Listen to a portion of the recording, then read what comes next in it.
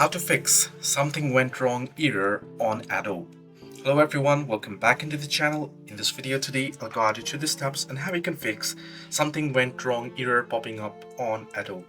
Well, to fix something went wrong errors in Adobe applications, you can try restarting your computer, updating the software, checking your internet connection, and temporarily disabling antivirus or firewall software. This is just the general troubleshooting. You can try restarting, as a simple restart can often resolve temporarily glitches.